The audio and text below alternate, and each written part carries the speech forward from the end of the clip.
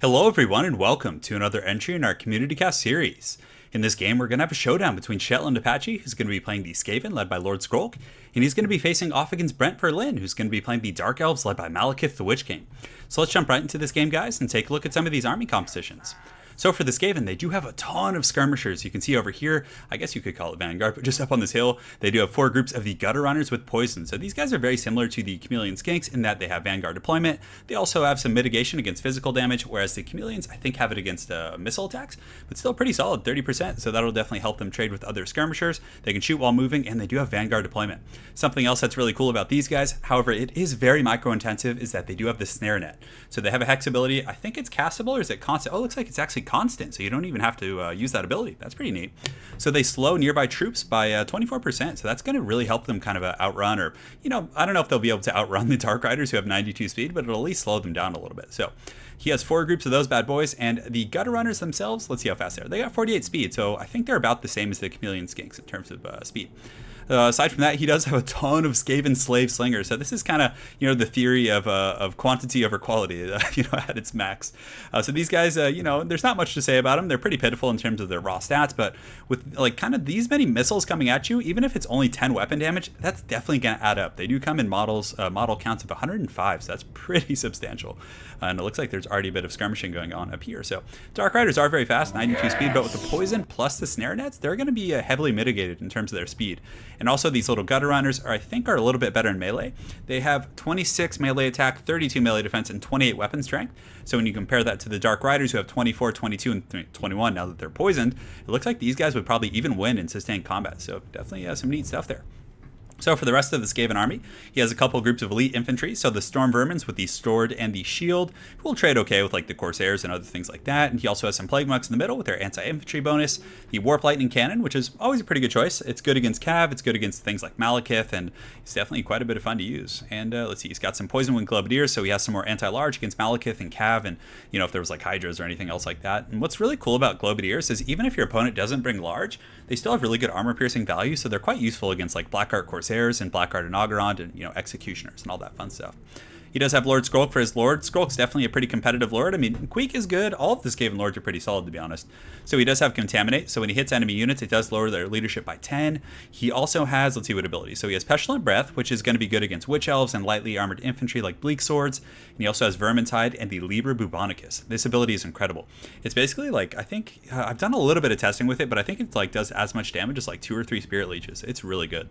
So that's pretty much it for the Skaven army. Just a very heavy skirmishing core. So for the Dark Elves, they do have 2 Dark Riders. So it's funny because these guys can't even beat these Gutter Runners in melee, really. So he's having to run from them, which is pretty hilarious. He does also have a couple Dark Riders with the Repeater Crossbows who might be able to do some skirmishing because they have 115 range compared to the 70 of the Gutter Runners. So at the very least, these guys can kind of sit back and shoot them and not take too much damage in the process. So for the rest of the Dark Elf army, he does have a, you know, pretty standard formation here. Front line of Bleak Swords, who are very cheap. In the back, he does have the Blackheart Corsairs for the anti-infantry, and these guys are great against Skaven because they're pretty heavily armored, and on top of that, they are very good against light units. And as you guys know, the Skaven do have a very lightly armored kind of infantry corps. Although not in this case, he does actually have the Storm Vermin, which you don't see too much of. In the back, he does have 2 groups of Witch Elves, and Witch Elves are a very good unit, just pretty much in all matchups. The ability to taunt, it's just so good. I mean, these guys do have 46 melee attack, which is very high, but on top of that, the Madness of Cain is what makes them good. Lowers melee defense and causes the enemy unit to rampage, so it's basically just going to stay and fight these guys, and you can pretty much do as you please from there. So it would be really cool if like Wulfric had something like this. Wulfric the Wanderer, instead of like that Hunter of Champions, if when he hit someone or got close to them, it would like drive them into a rampage. I think that would be pretty fun to see. Granted, it might be a little OP. I don't know. Might need some testing.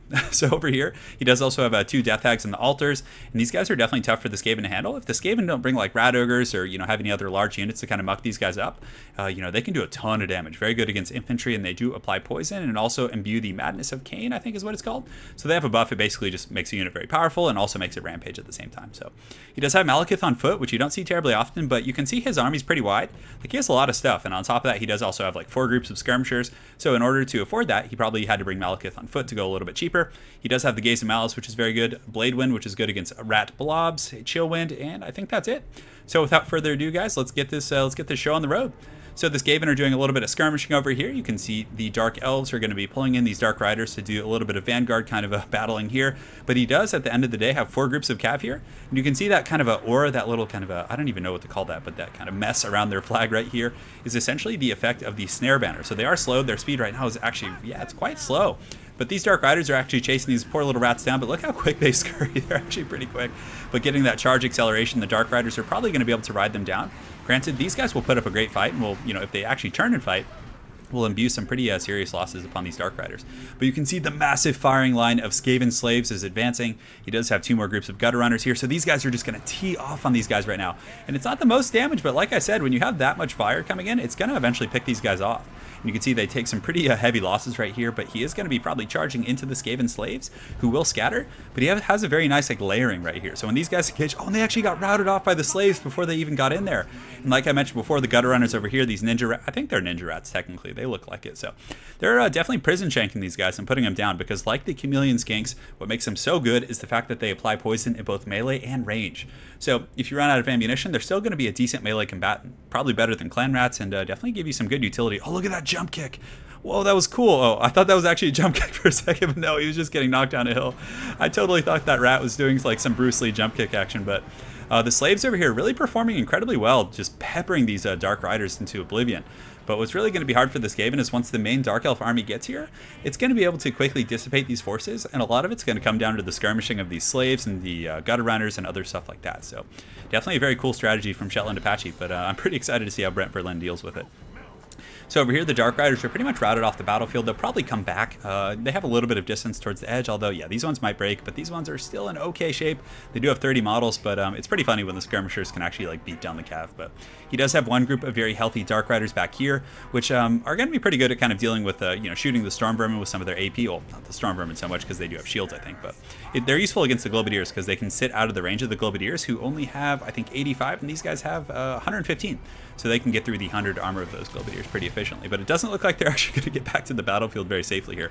So right now the Dark Elf forces are advancing. You can see this Death Hag is going to be charging in here, and it definitely hits pretty hard against these rats right here. You can see they're just kind of getting run through, but those slaves are just going to have so much volume just coming down on these guys, and it's doing a little bit of HP damage. But you can see this group hasn't really gotten you know, pocketed up here yet. But those Globadiers in the back are going to annihilate these Death Hags, and you can also see that Warp Lightning Cannon is doing some pretty heavy damage, and this Death Hag is already almost compromised. You can see it's shaken. It looks like it might actually rout here in just a moment.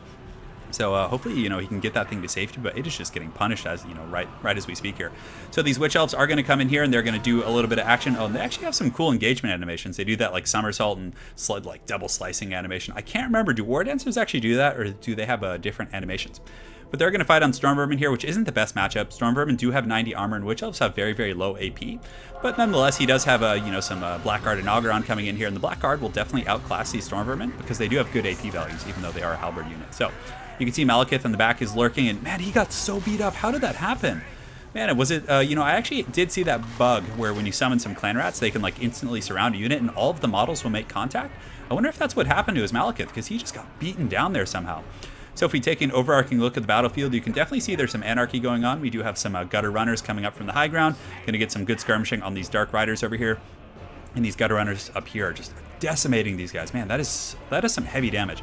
I mean, I think Chameleon Skinks are one of the best units available to the Lizardmen, and I definitely think, you know, Gutter Runners are definitely a hidden gem for this Skaven. I think they're going to have, you know, a pretty good place in the metagame. So down here you can see Murderous Prowess has procced. The Balance of Power looks to be just barely favoring the Skaven, but now that the Dark Elf forces have gotten in, you can see these Storm Vermin, even though they are, you know, a decent counter against these Witch Elves, they got Rampage, so they couldn't really run, and they had to fight the Blackguard and Auguron, who were able to just like clean them up, and you can see the Witch Elves are going to chase them down. Witch Elves are very fast themselves. I think they have 40 plus speed, whereas the Storm Vermin have, yeah, they're quite a bit slower, so definitely going to favor the Witch Elves in that chase. Up here you can see Lord Skrolk is just happily trotting around the battlefield looking for an opportunity, probably to summon some more rats. You can see some, oh, I thought there were some clan rats coming up all that dust cloud, but there is this Death Hag right here who took a ton of Globadiers earlier, but she looks like she's actually chasing Lord Skrolk. And Malekith actually uses his snare ability. So that's the chill win. And a lot of people think like it's probably not best to use it in that situation, but it actually does apply a slow or frostbite type mechanic. So it actually slowed Skrolk and gave Malekith a chance to maybe waddle away a little bit more, and also allowed this Death Hag to easily catch up, even though she probably would have regardless. So Down here, you can see the Witch Elves, or not the Witch Elves, the Dark Elves do have a nice little contingent of infantry. These Blackguard and Ogrond, 69 kills. The Blackguard Corsairs over here definitely cleaning up the Skaven infantry because they didn't have much in the first place. You can see these Plague Monks are going to fight against the Blackguard Corsairs. And, you know, the Plague Monks are one of those units that I think are just good in, like, most matchups. Even if you're fighting, you know, a heavily armored faction, that bonus versus infantry, if I'm not mistaken, bonuses are ignored by armor. So they'll still be able to get through and do some pretty decent damage. But the Corsairs should be able to kind of clean these guys up, especially considering they do have the support of the Witch Elves on the high ground. There are some Skaven slaves in the background. It looks like two fairly healthy groups, 78 models here, 61 here, and they're going to start firing into the back of the Witch Elves, and this is a really good engagement for the Skaven. Witch Elves are very, very weak against missile fire. They do have a physical ward save, but they're still going to take a ton of damage. So you can see that Brent Verlin, realizing this threat, is going to turn all of these guys down and, you know, go chase down these filthy Skaven. And it looks like the Plague Monks there are shattered. So the Skaven forces are very scattered, and the balance of power is pretty even right now. Malekith is very low, though, and that's going to be something that's going to be very tough for him. Skrolk is in pretty good shape, but he does have this Hag who's perpetually chasing him down. So he does pop the Liber Bubonicus. So 1600 HP right now. I think it did take one tick, but you can see it lasts a long time. Right now, this very second, it's reaching half duration, and it is just doing so much damage. It's still going. It's probably going to bring her down to like 400, 300 HP. Just massive value from Lord Skrolk. So he's probably going to be able to take this guy off the battlefield. Yeah, it looks like it's down to 200 HP, so it's wavering, and it's probably going to break right now, because when Skrolk does hit it, it also contaminates this unit. And the Globadiers on the high ground provide some pretty nice support as well. So Skrolk's definitely going to need to scurry away here. He does have the 42 speed, so these Blackguard and Ogron don't really have any chance of catching him, but it looks like, oh, Malekith tried to snare him, but it looks like he missed. That's too bad. That would have been really good and maybe allowed these guys to catch up. The Globadiers on the high ground are providing some pretty good armor-piercing damage on these Blackguard and Ogron, so hopefully they can help out in that respect. And let's see what else is going on. There's just so much in this battle. It's very, very well played by both players. I mean, you guys can see the bounce power for the Skaven was like right over here for a while, but it looks like it's come a little bit even. So the Death Hags and the Blackguards and Ogron still performing pretty well, although that one actually did just get taken off the battlefield. I wonder if there's another one. And these ones do have 39 kills, and maybe the other one just completely died. Not sure. So down here, the Blackguard are kind of chasing. You can see the Warp Lightning Cannon crews just scurrying for their lives. There are some Globadiers fighting here in melee, but they're going to get attacked by these Witch Elves who are going to rampage them. And from there, they're pretty much just going to fight until they break. So they're going to just shatter and pretty much lose all of their models. So very, very tough stuff for the Skaven right now. They're definitely scratching their way back into this fight, trying their best to at least. The Plague Monks over here on the far side do have a decent engagement. They should be able to kind of massacre these Bleak Swords. It's a very good engagement. The Plague Monks are kind of specialists against lightly armored infantry, and yeah, you can see these Bleak Swords are going down pretty quick here, especially with some of these Gutter Runners who hopefully will provide some supporting fire. So Skrolk right now is just kind of scurrying around the battlefield, trying to get away, doing his best. The Blackguard and Ogron are very slow, and it looks like he did summon some Clan Rats, so these guys are going to just basically chase them down. Oh man, look, I love the way Skaven run. It's so rat. I mean, it's not rat-like, because obviously rats don't run like that, but just kind of the personification of it. So they're going to be charging in there and engaging these Blackguard, doing a little bit of damage, but the Blackguard have such high melee defense and armor that Clan Rats won't be able to do a whole lot. Over here, the Warp Lightning crew looked like, oh, those are Globadiers. I thought it was the crew trying to sneak back on this, but you can see some of these Bleak Swords are chasing. But honestly, the Globadiers do have 100 armor. It looks like their armor is mitigated by the Spiteful Conjuration. So if you guys look here, they have 85 armor, and that's because whenever Malekith casts a spell, it provides this debuff on the entire map. So it actually lowers their armor by 15, which is going to help these Bleak Swords out quite a bit. You can also see the Gaze of Malice coming down from Malekith, who still is alive. And he was able to kind of do some pretty good damage against these Gutter Runners. And the Witch Elves here are in really good shape, actually. There's 58 models, and they still have over 2,000 HP. And you can see they're actually cutting up these guys pretty efficiently. Yeah, 38 of these guys, 38 Gutter Runners? Yeah, and they're actually breaking right now. So Skrolk is kind of waddling back in. It looks like he did use the Liber Bubonicus, so Malekith had a very anticlimactic death. He just died to this the tomb that the Plague Rat carries around. And the Dark Elves, it looks like they're running out of troops a little bit, but they do have 56 of the Witch Elves here. On the high ground, 35 Bleak Swords, and 58 Bleak Swords over there. The Skaven just have a few groups of Skirmishers, and there's also a very, very healthy group of the Blackguard and Ogron here. So that is going to be incredibly tough to crack. These Skirmishers over here, I think they're slaves, yeah. So slaves, like when these guys get close, I think they actually, no, they don't cause fear. But when they get close, these guys are probably just going to waver and run off the battlefield. But Skrolk's in really good shape. So it might come down to the fact that Skrolk may still have some more Clan Rats. And you can see when he starts whacking these guys, it's going to affect their leadership very heavily. So in these very long, atrocious games, when, you know, the leadership is an issue and it's questionable, Skrolk is very strong because he does contaminate them, which is going to give them a negative 10 penalty on their leadership, which is huge. And if he does, like, for example, attack these guys in the back, they're going to get the rear charge penalty and get the contamination penalty.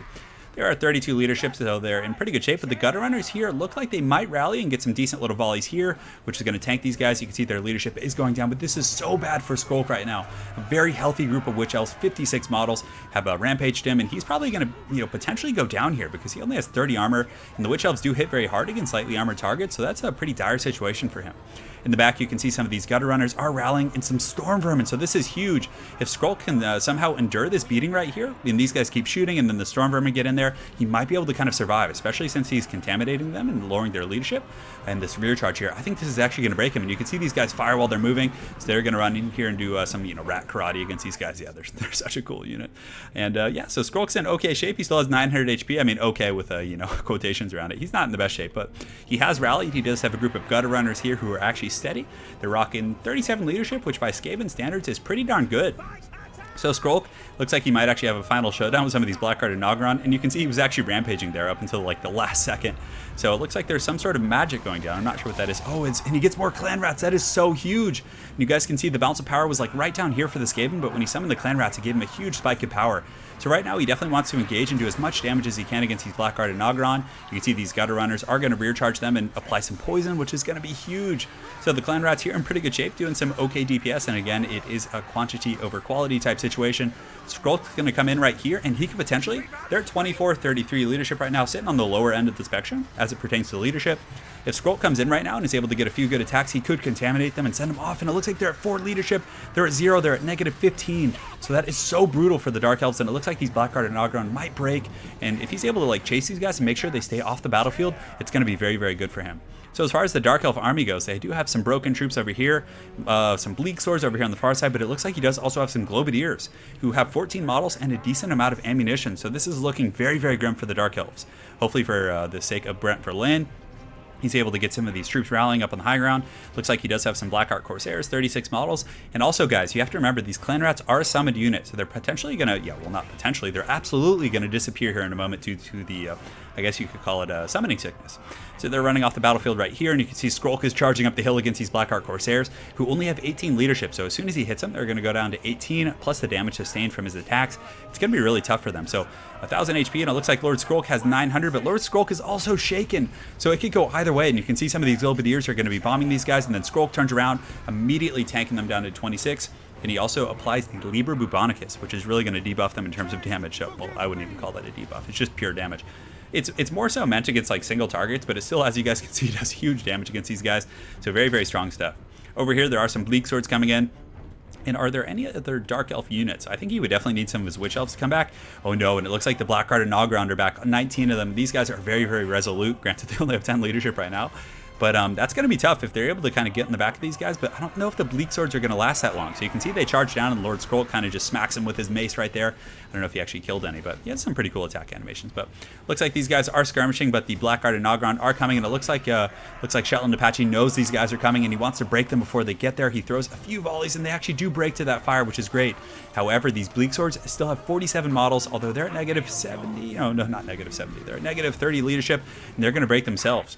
So the Poison Wing Globadiers are kind of rallying here, and you can see Lord Skrolk is rallying, but oh no, the Witch Elves are coming back. This is just such a back and forth battle, just so much going on, and this heroic group of Poison Wing Globadiers is just kind of standing and fighting right here, getting some great value against these Witch Elves who are going to be charging in. But man, they look really determined with their 28 leadership, and they're going to rampage Skrolk, so he's going to lose control of him. They're also going to rampage these Globadiers, which is going to be really tough, and it looks like those Blackguarded Nogron in the background do shatter. So the Globadiers do have pretty pitiful combat stats in melee, but it looks like the Witch Elves do break right now, I think. Are they broken or shattered? Yeah, they're broken. So, man, this is just so close. You guys can see there's still a chance for the Dark Elves to come back. They do have these 43 Bleak Swords. And if, for example, these Globadiers route and then these guys are able to endure Skrolk's beating, these Witch Elves could potentially rally. And if they come back and rear charge Skrolk, I could see that potentially going in the favor of the Dark Elves. So this game is completely up in the air still, even though it looks very, favorable for the Skaven. And man, what a battle we've had. Very, very well played by both Brent Verlin and Shetland Apache. This has definitely been a great community cast so far. So Skrolk is surrounded, and like I said, those Globadiers just completely broken. The Witch Elves are coming back. You guys can see the bounce of power is coming back for the Dark Elves. Skrolk is incredibly low, 430 HP, just taking massive damage from these Bleak Swords, because again, he only has that very, very low 30 armor, and the Witch Elves coming in. He might actually break, and you guys can see the bounce of power just tanks for the Skaven right there, and it looks like the Dark Elves are able to pull that one out. So very amazing game by Shetland Apache and Brent Verlin. That was really cool seeing a mass skirmisher build like that. You don't see those terribly often in Total War Warhammer 1 from the original game, but I think like the Skaven and the Lizardmen definitely have armies that are very conducive for that type of play, which is pretty neat. So it was a cool army. The Skaven slaves, I mean, even though they didn't get a ton of kills, they performed pretty well. They did some pretty raw HP damage against a lot of these guys. Gutter Runners, very awesome unit. They really were heavy performers this game. Yeah, can't say much. It was a cool build for sure. As far as Brent Verlin's army go, I definitely like the Death Hags, but obviously Globadiers are a pretty good hard counter to that, and he did have 3 groups of those. That was a little bit rough. The Witch Elves are so good in this matchup. They're just such good units. I mean, the ability to taunt, like I mentioned before, is incredibly powerful. So, again, very well played to these two folks. Hopefully you guys enjoyed that community cast. And guys, I got a lot more content coming soon.